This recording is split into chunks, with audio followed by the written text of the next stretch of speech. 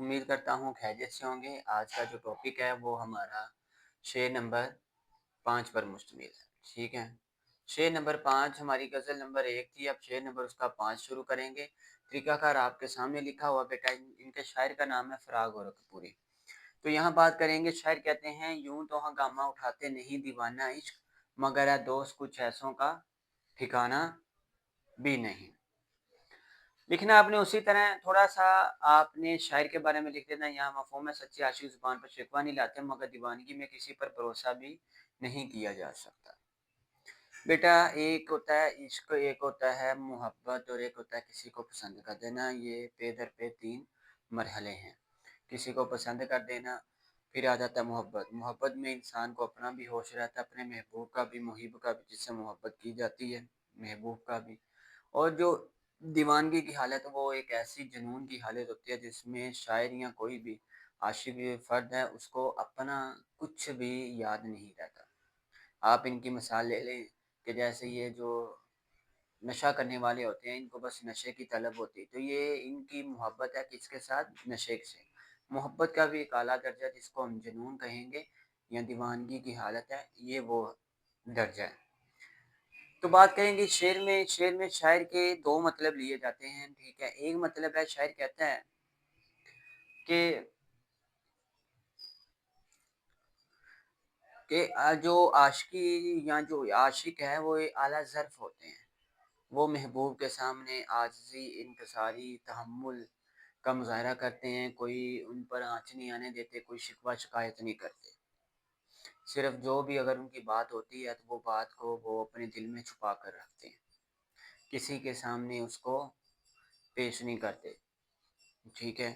اور نہ ہی کوئی بات بیان کرتے ہیں، یہاں تک کہ اس بات کا بھی خیال رکھتے ہیں کہ کسی چھوٹی موٹی یا کوئی بھی معمولی سی بات سے محبوب کا جو دل ہے وہ نہ دکھ جائے، ٹھیک ہے؟ سمجھ آ رہی؟ اس کے بعد اس کا ہم دوسرا مطلب لے لیں گے۔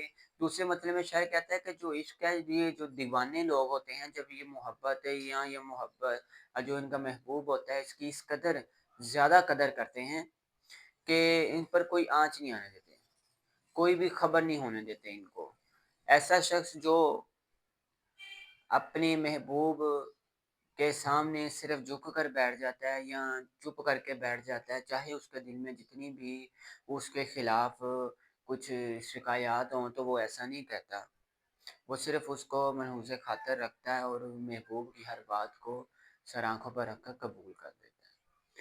یہ اس بات کے مطلب ہے، یہ ہم لے لیں، ٹھیک ہے؟ پہلے مصرے کا۔ اب دوسرے مصرے میں دیکھیں، کہتا ہے کہ ٹھیک ہے، لیکن یہ جو دیوانے لوگ ہوتے ہیں ان کا کچھ پتہ بھی نہیں ہوتا، جب مرضی یہ لڑنے پہ آ جائیں، جب مرضی یہ آپ سے شکایتیں کرنا شروع ہو جائیں، جب مرضی یہ آپ سے شکوے کرنا شروع ہو جائیں، آپ کو پتہ بھی نہیں چلے گا۔ ان لوگوں پر بھروسہ بھی نہیں کیا جا سکتا، کیونکہ یہ سارا دماغ کا کھیل ہے۔ جب ان کے ذہنوں پر دماغ کا بھوت چڑھا ہوا ہے تو وہ آپ کے سامنے، محبوب کے سامنے عاجز و انکساری کے ساتھ، لیکن جب وہ ہلکا سا کم ہو جائے یا وہ اپنی اصل حالت میں آ جائیں تو پھر وہ کچھ بھی کر سکتے ہیں، جیسے مرضی شکوہ شکایت کر سکتے ہیں، جیسے مرضی آسمان کو سر پر اٹھا سکتے ہیں۔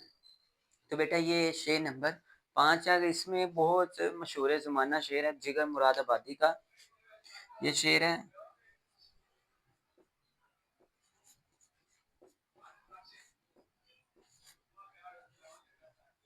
جگر مراد آبادی کا، جن کا اصل نام سکندر علی ہے۔ یہ عشق نہیں ہے ساں، بس اتنا سمجھ لیجیے کہ آگ کا دریا ہے اور ڈوب کے جانا ہے، ٹھیک ہے؟ تو عشق ایک ایسی حالت ہے کہ جہاں انسان کی جو دماغ ہے، جو عقل ہے، وہ بہت کم پڑ جاتی ہے۔